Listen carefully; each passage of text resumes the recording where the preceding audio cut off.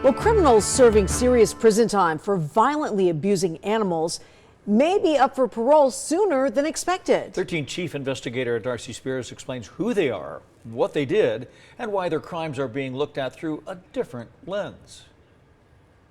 Their acts of depravity are considered some of the worst cases of animal cruelty in the history of our state.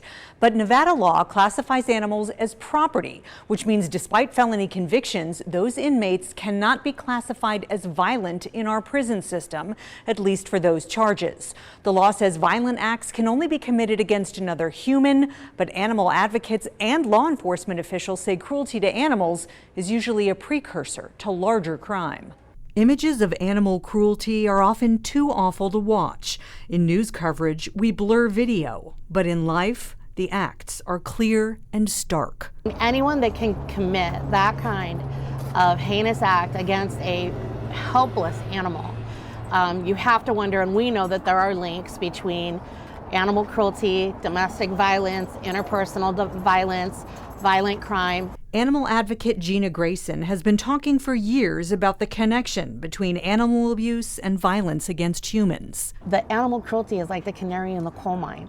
You know, we need to address it at that level. Case in point, Jason Brown of Reno. He, I would say, arguably probably committed one of the most heinous animal cruelty crimes in Nevada history. Brown was sentenced in October 2015 on 7 charges of torturing and killing small dogs in Reno hotel rooms. The canine killing spree came to an end when hotel staff found beheaded and skinned dogs in a room's mini fridge. Police found brutal videos Brown made of himself cutting the dogs up, stomping on them, and throwing them on the floor or at walls.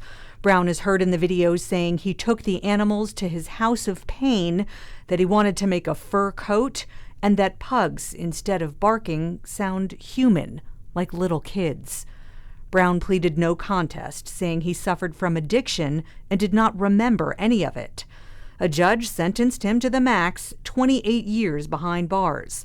Brown wasn't eligible for parole for a little over 11 years.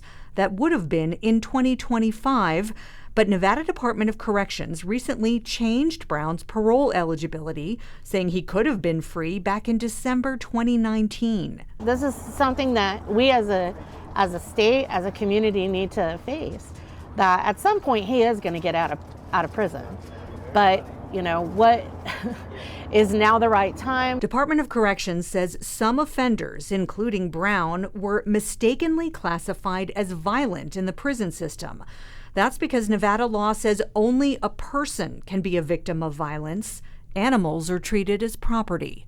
I say that's the kind of thing that intuitively doesn't make a lot of sense. Attorney David Rosengard with the Animal Legal Defense Fund says kicking a dog is not the same thing as breaking a chair.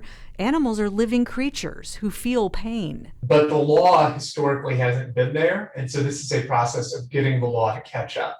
Thanks to Cooney's Law, which Grayson helped craft more than 10 years ago, serious animal abusers can be charged with felonies in Nevada.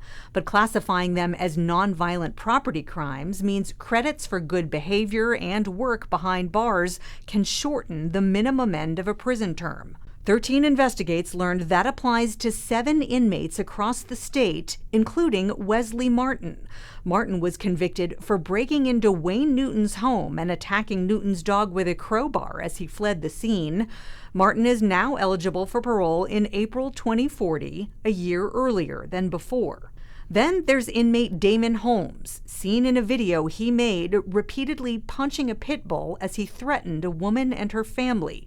He's eligible for parole in July of this year instead of September 2023. Felon Jonathan Hamley broke into an ex-girlfriend's home, assaulted her, then set the place on fire, killing 3 of her dogs. Since he apparently hasn't earned any credits, there's no change to his parole eligibility, which is this coming August. Animal advocates want state legislators to change the law to ensure criminals like these are held fully accountable. There's a specific statute that defines which crimes Nevada deems violent, and there's certain violent or sexual crimes.